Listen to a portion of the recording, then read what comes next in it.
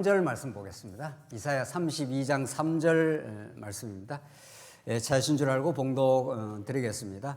보는 자의 눈이 감기지 아니할 것이요 듣는 자가 귀를 기울일 것이며 조급한 자의 마음이 지식을 깨닫고 어눌한 자의 혀가 민첩하여 말을 분명히 할 것이라. 3절 4절 우선 봉독 드렸습니다. 우리 지금 지난 시간 하나님께서 애굽의 도움을 구하러 가는 자, 돕는 자나 도우는 자 모두 멸망하고 여호와 하나님만이 이스라엘의 보호자가 되신다. 그래서 여호와 하나님께 돌아오라. 근데 이제 구약 이 시대에는 돌아오지는 않습니다. 나중에 돌아오게 하시죠.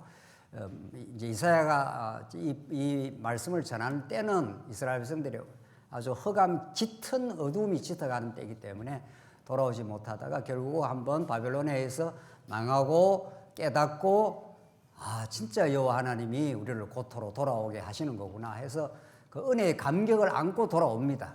결국은 역사의 그 목표는 하나님을 그 찬양하고 하나님 앞에 그 감탄사가 터져 나오게 결국 하십니다. 그것이 하나님의 목적인데 오늘 본문 말씀은 32장은 우리 지난 시간 나눈 대로 아수르를 망하게 하지만 혹은 애굽도 같이 망하지만 하나님께서 다시 시온의 영광이라 그러는데 시온의 영광으로 예루살렘을 회복시키는 왕의 통치가 있는 나라다. 지금 그걸 말하면서 1절에 보라 장차 한 왕이 공의로 통치할 것이요 방백들이 정의로 다스릴 것이며 요거 우리 지난 시간 정리한 내용 아닙니까? 이 공의 정의로 다스린다. 하나님이 무턱대는 거 다스리는 게 아니라는 거죠. 하나님 어떤 기준이 있다는 겁니다. 하나님 자기 기준이 있습니다. 그게 율법이고 그게 이스라엘 백성들을 통치하는 방법이었습니다. 우리가 지금 율법을 통치 방법, 통치법으로 보지 않습니까? 그래서 이제 그런 나라를 구약의 이게 구약인 거죠. 그래서 언제나 이 구약으로 우리가 해석이 끝나지 않고 이 모든 것이 언약이 되어서 메시아 언약이 되어서 예수가 하나님 나라로 오시고 그 나라를 예수가 사랑으로 통치하겠다 그 말이죠. 쉽게 딱 정리하자면은 그래서 우리는 이제는 율법 아래 우리를 율법으로 자꾸 지켜라 못 지키면 너 죄인이다라고 자꾸 정죄하려고 율법을 이제 구약 율법이 우리한테 직접 적용되는 게 아니라 예수를 통해서 우리가 적용이 되기 때문에 예수를 통해서 우리에게 오기 때문에 이제 성령의 인도하심 아래 있으면 우리가 율법 아래 어떻게 해요? 있지 아니하리라. 우리가 율법에 이제 지배를 받는 존재가 아닙니다. 여러분과 제가 교회 와서 이거 해야 됩니다. 저거 해야 됩니다. 이렇게 안 한다는 겁니다. 복음을 들어보면 복음의 능력이 복음이 전가하는 그 하나님의 이 우주 통치의 강력한 능력과 우리를 십자가로 사랑하신 그 사랑이 우리의 생명으로 역사를 하기 때문에 생명의 인도함을 따라 그냥 사는 겁니다. 생명과 사랑의 인도 속에 사는 사람은 남을 헐뜯거나 비교하거나 그래 안 합니다. 율법을 지키라 해서 그렇게 안 하는 게 아닙니다. 내 마음에 사랑이 있으면 그렇게 안 해지는 겁니다. 오늘 3절을 보면 보는 자의 눈이 감기지 아니할 것이요. 눈을 뜨게 된다 이런 뜻입니다. 이전에는 이사야를 통해서 눈 멀고 귀 멀게 해라. 그래야 망하니까 그런 말이죠. 망하는 것도 누구의 주권입니까? 하나님의 주권입니다. 하나님이 눈 멀고 귀 멀게 하면 망하게 되어 있습니다. 그러나 때가 되면은 눈 뜨고 귀가 열립니다. 귀가 열립니다. 이렇게 에바다 하는 게 귀가 열린다 이런 뜻 아닙니까? 우리 삼남전도에 막 신나게 찬송을 했는데 여러분께 저희가 귀가 막 열리는 겁니다. 귀가 열리면 하나님의 말씀이 쏙쏙 들어옵니다. 정말 하나님 살아계시지. 우리를 사랑하시지. 지금 이대로 살아도 충분하고 만족하지. 지금 죽어도 다음이 없지. 이런 확신이 막 터져 나오는 거죠. 보는 자의 눈이 감기지 아니할 것이요 듣는 자가 귀를 기울일 것이며 그러니까 말씀이 잘 들립니다. 말씀이 귀가 쫑긋해서 아주 경청을 합니다. 말씀 잘 들리는 것처럼 이 땅에 복이 없습니다. 복복해도 우리나라 사람들 옛날에 막 숟가락에도 복이 있고 막 이불에도 뭐 복자 뭐 5만 대 복자를 적어놨는데 말씀 잘 들리는 이상 복이 없습니다. 이 아멘이 되십니까? 정말 이거 아멘 안 하면 말씀이 안 들릴 때가 있습니다. 말씀이 안 들릴 수가 있습니다. 제가 한 40여 년 말씀이 잘 들리는데 한 달이 안 들린 때가 있습니다. 한 달 정도가 됐을 거예요. 이렇게 말씀을 들으려도 안 들려요. 들으려고 해도. 만약에 그게 한 달 정도 하고 지나가서 그렇지, 뭐 계속 만약에 안 들린다 하면 뭐 그것처럼 저주가 되어 있습니다. 4절, 조급한 자의 마음이 지식을 깨닫고, 마음이 지식을 깨닫습니다. 조급해지지 않습니다. 하나님의 착착 계획대로 지금 역사가, 우리가 뭐 바쁘게 움직인다고 뭐 역사가 되는 게 아니다. 우리가 뭐 느릿느릿해지지도 않습니다. 하나님의 때가 되면은 그 될 일이 되고 안 될 일이 안 되면서 착착 역사가 진행됩니다. 그러니까 얼마나 우리 마음이 평안이 찾아오겠습니까? 어눌한 자의 혀가 민첩하여 말을 분명히 할 것이라. 정말 이게 정말 놀라운 말씀입니다. 말이 분명해집니다. 예수는 우리의 왕, 이런 말이 똑똑 떨어지게 우리가 고백을 하게 된다는 겁니다. 예수가 우리의 왕이시기 때문에 나의 어떤 처지, 어떤 형편도 그분의 통치 속에 지금 살고 있다. 막 누구를 막 미워하거나 원망하거나 이게 전부 왕의 통치 속에 안 들어와 있는 겁니다. 이게 말이 다른 겁니다. 언어가 다른 겁니다. 근데 오늘 본문의 말씀대로 어눌한 자의 혀가 민첩하여 말을 분명히 할 것이며 그분이 통치하고 계신다. 오늘 우리의 삶도 그 말이 선명해집니다. 그러니까 머리가 복잡해지지 않습니다.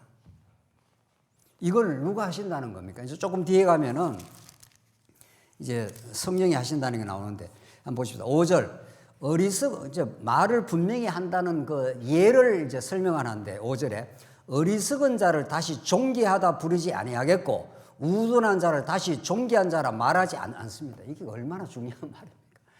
이제 진리를 깨닫게 되면은 진리를 진리라 하고 거짓을 거짓이라 말한다. 이런 뜻입니다. 여기에 어리석은 자를 존귀하게 부르요. 이게 세상 나라에서 이루어지는 일입니다. 세상 나라에서는 세상 지식이 많고 능력이 많고 권력이 많으면 그걸 존귀한 사람이라 그러지 않습니까? 그러니까 판단 기준이 다른 겁니다. 세상 나라에서는 그렇게 여기 나오는 대로 하나님을 모르는 자가 어리석은 자인데 그 사람을 굉장히 존귀하게 본다는 겁니다. 세상 나라에서는. 그러나 하나님 나라에 들어오면 그걸 존귀하게 안 봅니다. 뭐 천하 없이 뭐 권력이 있고 천하 없이 뭐 그 사람이 세상 지식이 많아도 그 사람을 존귀하게 생각 안 합니다. 그 사람을 뭐 하대할 일도 아니지만은 누구도 그 사람을 뭐 대단하다 이렇게 말 안 합니다. 세상에 지식이 없고 세상에 힘이 없는 사람을 너 형편없는 사람이다 그 말도 안 합니다. 기준이 잘못된 거죠. 세상에서는 힘있고 똑똑하고 이런 게 존귀하다고 보는 거니까. 하나님 나라에 들어온 사람은 그런 사람을 존귀하다 이렇게 안 합니다. 진리를 깨닫는 사람은 그냥 귀하게 여기고 서로 사랑하고 이래서 합니다. 기준이 달라졌다 이런 뜻입니다. 이거 분명하게 정리가 됩니까? 왜 교회에 와서 우리는 평안과 감사를 느낍니까? 왜 세상 나라에서는 뭔지 모르게 열등의식을 느끼고 뭔지 모르게 우월의식을 느낍니까? 세상 나라에서는. 세상 나라의 기준이 잘못되기 때문에 그렇습니다. 누가 아름다운 사람이죠? 물어봐야죠. 어떤 사람이 아름다운, 미스 코리아 뭐 기준이 있지 않겠어요? 뭐 30, 뭐 38, 뭐 이런 거 있죠? 이런 거. 뭐 그래야 그게 아름다운 기준이죠. 우리 하나님 나라에 오면 아름다운 기준이 확 바뀌어 버립니다. 진리를 전하는 자의 발이 아름다움이라 이렇게 로마서 그렇게 말합니다. 진리를 전파하는 자의 발이 아름답다 이렇게 말합니다. 하나님을 경외하는 자가 아름답다. 잠언에 보면은 여호와를 경외하는 그 여인이 아름답고 복되다 그렇게 말합니다. 아름다운 기준이 달라져 버린 겁니다. 오늘 본문이 그렇습니다. 5절 어리석은 자를 다시 존귀하다 부르지 않는다.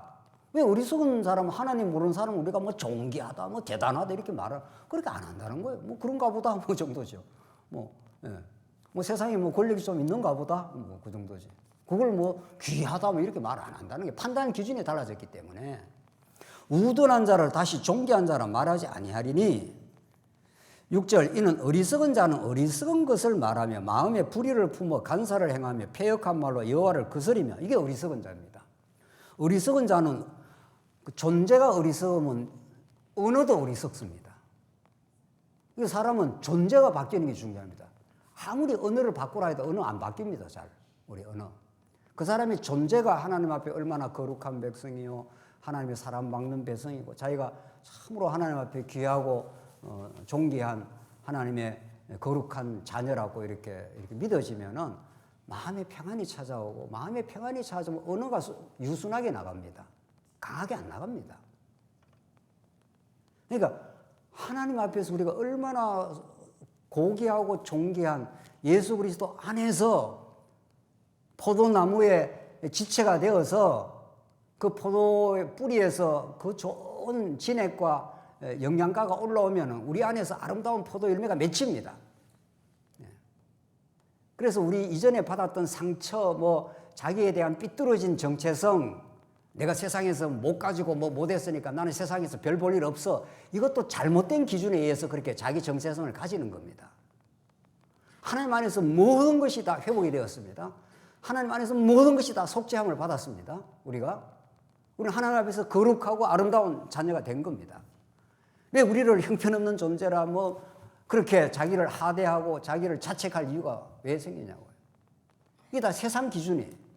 그럼 세상에서 잘 나가면 대단한 사람입니까? 그렇지도 않습니다. 오늘 본문은 너무 복음에 이루어지는 하나님 나라는 이런 것이다라고 가르쳐 줍니다. 7절 악한 자는 그 그릇이 악하여 악한 계획을 세워 거짓말로 가련한 자를 멸하며, 이게 악한 자입니다. 악한 자는 하나님을 모르기 때문에 가련한 자를 멸하고 악한 계획을 세우고, 하나님을 모르니 그 사람이 악한 겁니다. 하나님을 아는 사람을 선한 사람이라, 하나님 안에서 우리가 존재가 바뀐 사람들입니다. 여러분의 저의 존재가 완전히 바뀌었습니다. 그래서 8절 나옵니다. 존귀한 자는 뭐라고 했습니까? 존귀한 일을 계획하나니. 이제 크게 써드리죠.